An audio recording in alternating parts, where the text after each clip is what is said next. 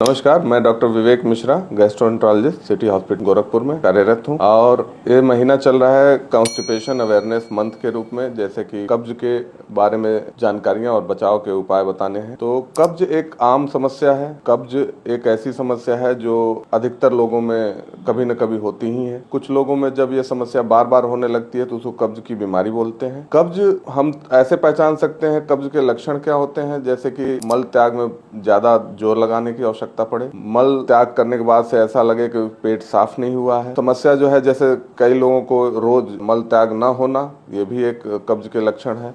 जैसे 3 दिन में एक बार होना या 2 दिन पे एक बार होना, काफी सूखा मल होना, लैट्रिन करने के बाद काफी सूखा उसको होना, इतना कभी कभी मल जो है सूखा हो जाता है जिससे कि आपके एनल कनाल यानी गुदा मार्ग में दर्द भी होने लगता है। इसके कारण क्या क्या होते हैं? इसके कारण जो है, आजकल सबसे कॉमन जो कारण होते हैं वो है दिनचर्या हमारा अच्छा ना होना, समय से न सोना, पानी की मात्रा कम लेना, फाइबर युक्त आहार की कमी, फास्ट फूड, मैदे युक्त भोजन और सब्जियों का प्रयोग कम करना और तनाव का होना। तनाव एक ऐसी समस्या है जो कि कब्ज को बढ़ा सकती है। तो इसके बचने के उपाय क्या हैं? कब्ज से बचने के उपाय, पहले तो सामान्य उपाय है जो कि घरेलू उपाय है, जिसमें हम लोग अपनी दिनचर्या अच्छी कर सकते हैं। 7 से 8 घंटे की नींद लीजिए, पर्याप्त फाइबर युक्त भोजन लें, जैसे कि हरी सब्जियां, मोटे अनाज, फाइबर युक्त और सलाद का भोजन करना, भोजन में सलाद को शामिल करना, ये सब हम घरेलू उपाय कर सकते हैं। डेली जो है 2.5 से 3 लीटर कम से कम पानी पिएं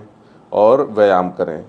मोटापे से बचने के लिए अपने खाद्य पदार्थ में कैलोरी का कम उपयोग करें, जिससे कि उससे भी कब्ज में आपको आराम मिलेगा। तो ये सब घरेलू उपाय हैं। अगर आपको लगता है कि इन सब उपायों के बाद भी आपको परेशानी हो रही है तो आप डॉक्टर की सलाह पे उनसे मिलके आप कुछ जांचें की जाती हैं, जैसे कुछ शारीरिक बीमारियां भी होती हैं, जैसे कि डायबिटीज़ हो गया, थायराइड की बीमारी हो गई, कुछ पेल्विक फ्लोर डिसऑर्डर होते हैं, उसमें भी कब्ज का एहसास होता है। तो एक डॉक्टर इन सब चीज़ों की जांच कर सकते हैं और कब्ज के कारणों का पता कर सकते हैं।